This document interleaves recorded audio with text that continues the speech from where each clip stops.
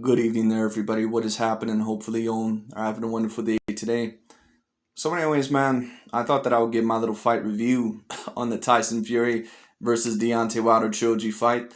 I thought that I would talk about the result. For those of you that, of course, don't know what ended up happening in this fight, Tyson Fury, of course, ended up retaining his WBC title. I believe that this is his first title defense actually in history. And you got certain fighters like that, like Conor McGregor in the UFC. He's actually never had a title defense, but of course, he's going to go down as one of the all-time greats in the UFC. And of course, he's a very popular man, so you're going to get a certain amount of people that like him and hate him. But when it comes down to the overall, title defenses, they don't always mean necessarily, who is the greater fighter.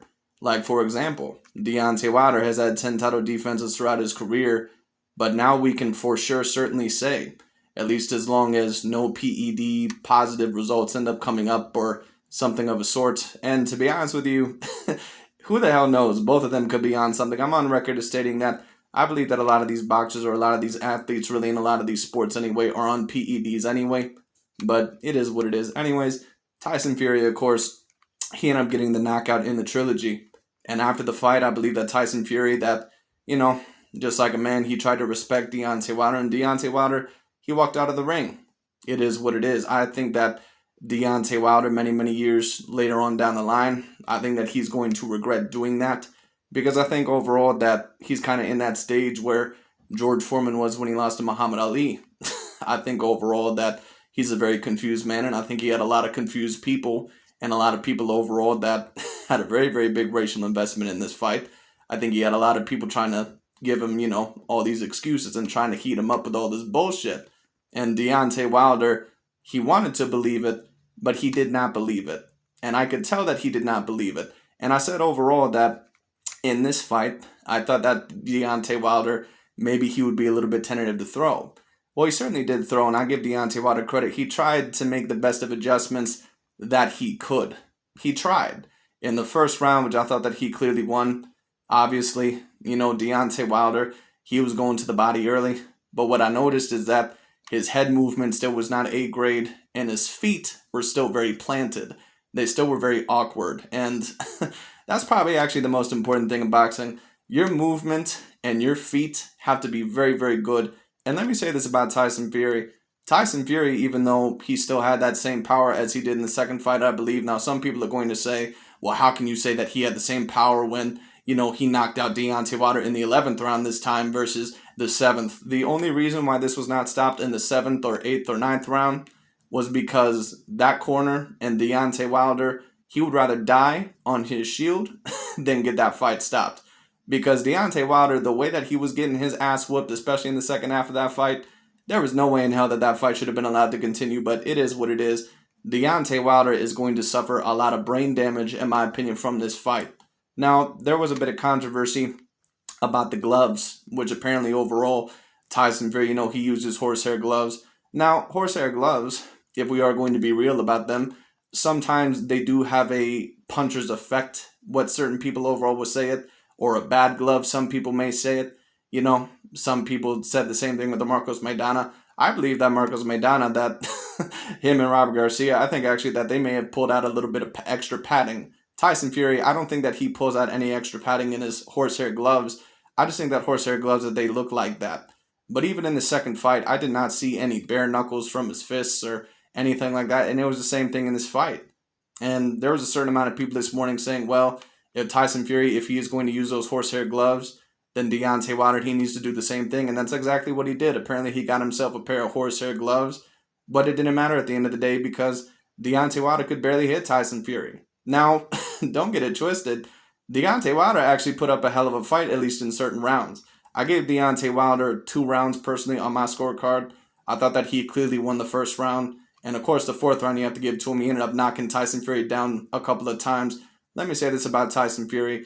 Tyson Fury very clearly was not 100% in this fight. And why do I personally think that is?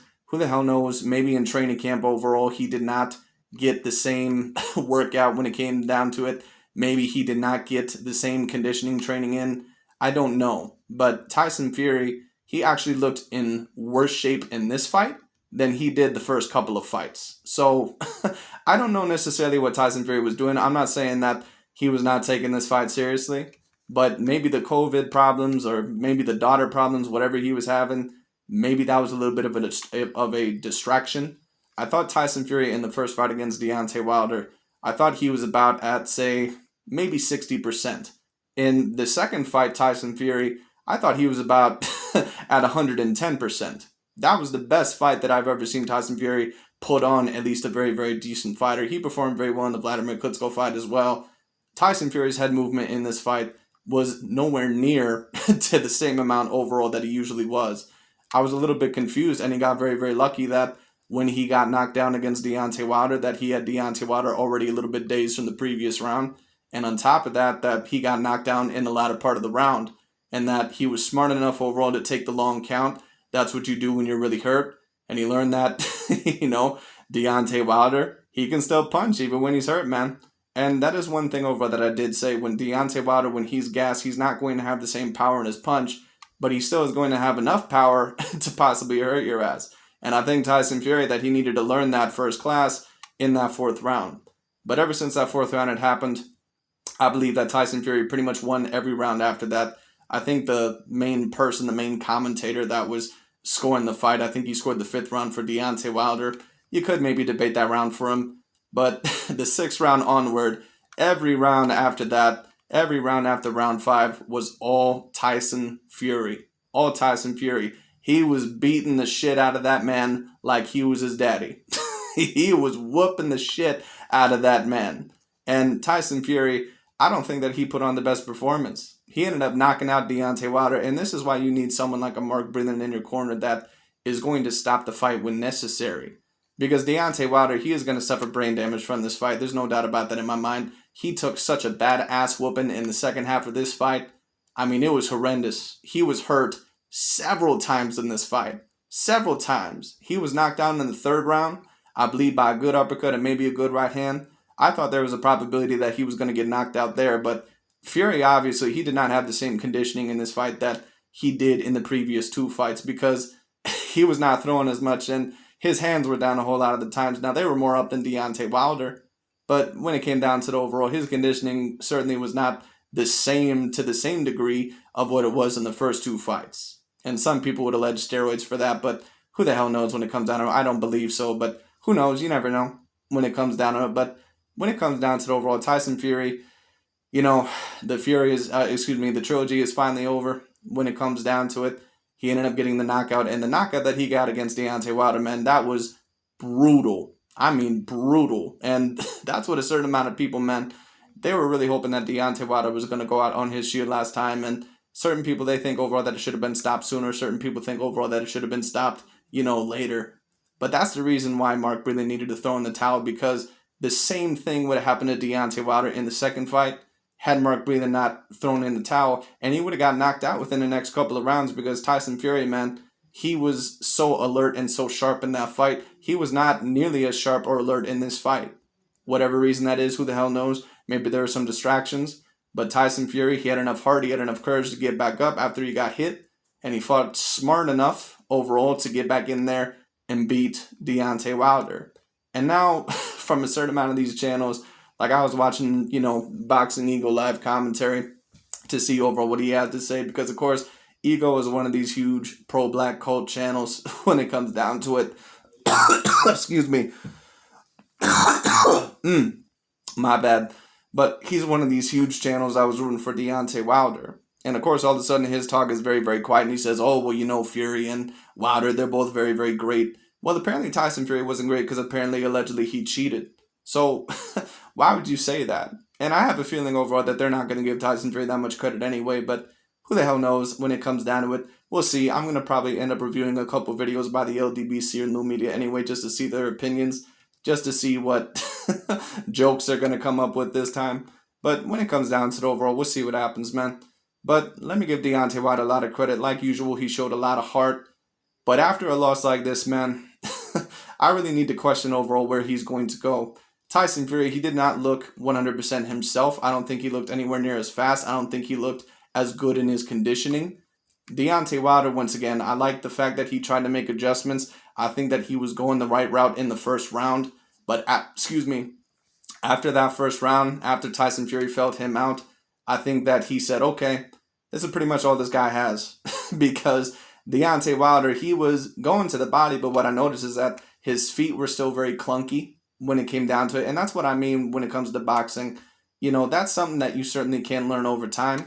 But that's something to where if you notice that your fighter has a problem with footwork or head movement, you really got to nip that in the bud early when it comes down to it, because that's something that takes a long, long time. And a lot of the times, natural good head movement and natural good footwork, that's just something that's kind of natural. You know, there's just natural fighters that have beautiful footwork or beautiful feet, like Vasily Lomachenko and Tyson Fury. He doesn't have the greatest of feet that I've ever seen, but certainly better feet than Deontay Wilder. And, you know, Deontay, he's got great heart, but I'm not really sure if Deontay Wilder's that great of a fighter. And that's why he lost all 3 times to Tyson Fury. Because the only definitive A-class fighter that he's ever fought in his career, I mean, let's just be real, none of the 3 fights were really that competitive. I mean, the first one a little bit because you got a couple knockdowns, but most people, including me, thought that Tyson Fury clearly outboxed Deontay Wilder. In the second fight, it wasn't anywhere near competitive. And in the third fight, it was a little bit competitive for a couple of rounds, but really because Tyson Fury, I think he got a little bit too complacent.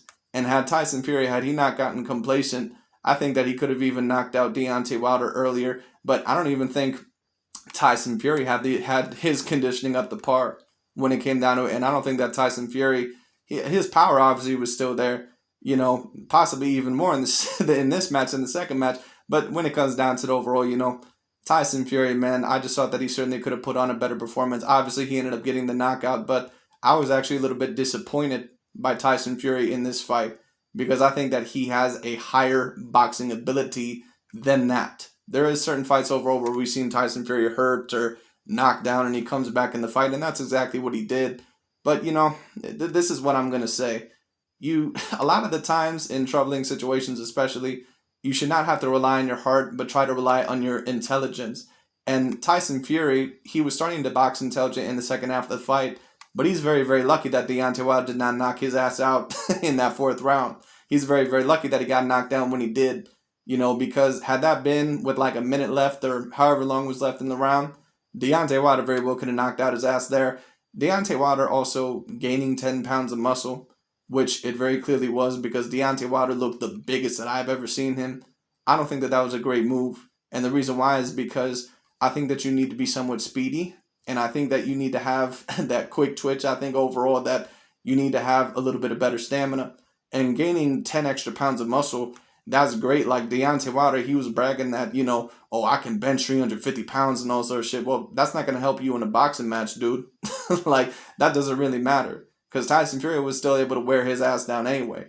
Like, that was great, but just because you look like a bodybuilder like Anthony Joshua, or just because you can bench this much, that doesn't always mean that you're going to be a great fighter. That doesn't always mean that you're going to win the boxing match. You know what I mean? I always say this, you know, Tyson Fury, he's never going to be on Fitness Magazine. He's never going to be a Sports Illustrated model. Or, you know, he's never going to be sexiest man alive, you know, with the 6-pack and all that shit. But, you know, same thing with Andrew Ruiz. But Andrew Ruiz, man, when he's fully trained, he has stamina for days. And that's what some people don't realize about some of these fighters. You can't always judge a book by their cover. But if you take a look at Tyson Fury, he looks like a big ball of flat, but that dude can be at about 300 pounds and box your ass off. You got to be very, very careful with him. And Deontay Wilder, man, whoo boy. and I was correct that Deontay Wilder, that this was really going to be a big test for him because he was going to have to face up to his demons. And when Deontay Wilder started getting hit with those flush punches, he got a little bit afraid when it came down to it, just like I kind of predicted that he would. Once again, you had all these idiots coming in here saying, well, he can't punch. That's a bunch of bullshit, because if Deontay Wilder truly believed that, and if he truly believed that he got cheated, at least in the terms of the egg weights and all sort of bullshit, he would have fired JD's. But he didn't. And apparently Tyson Fury, man, by the way, both entrances were something else. I tell you what, that gypsy or whatever fucking entrance that Tyson Fury had, that was some crazy ass shit when it comes down to it.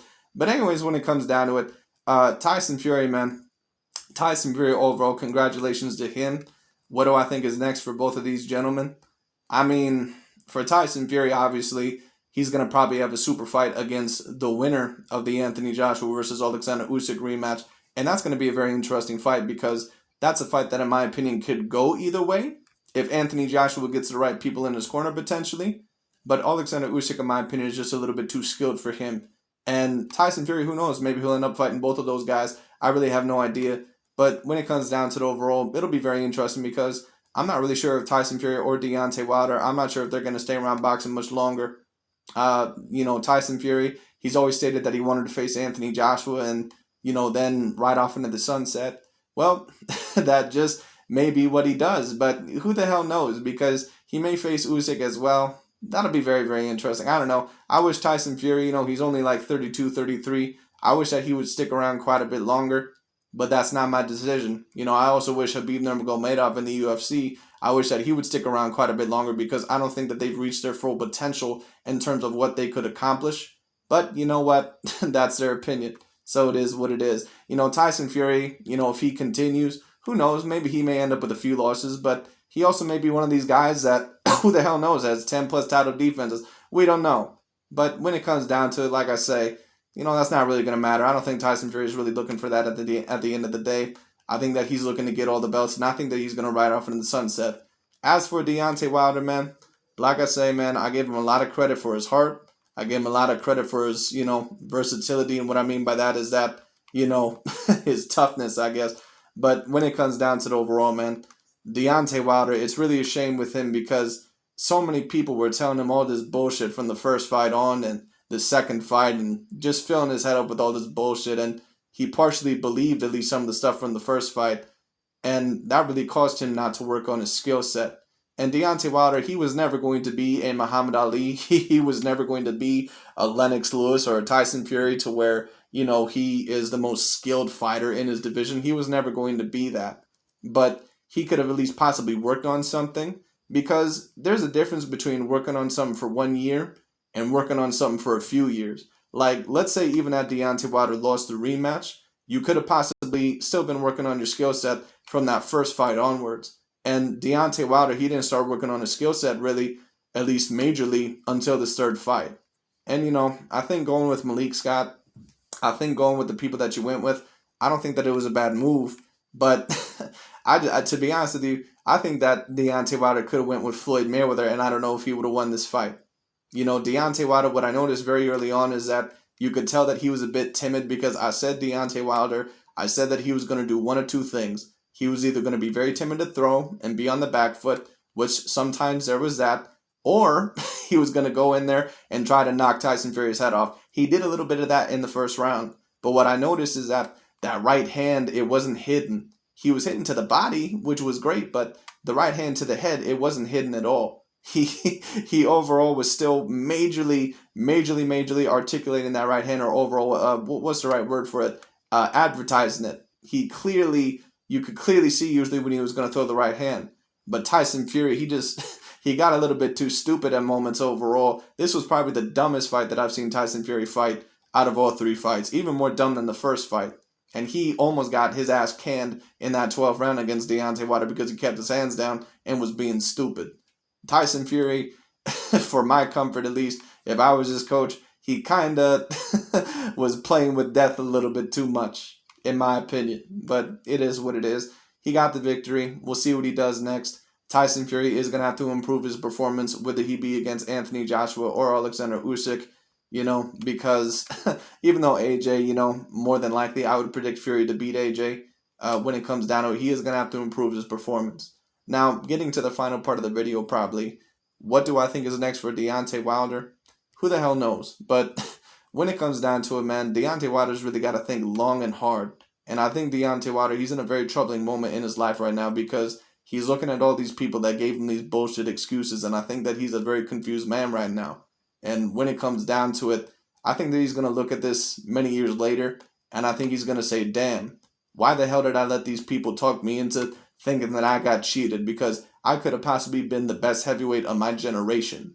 At least, that's what he's going to look at it as. Do I believe that Deontay Wilder would have ever been the most skilled heavyweight of his generation?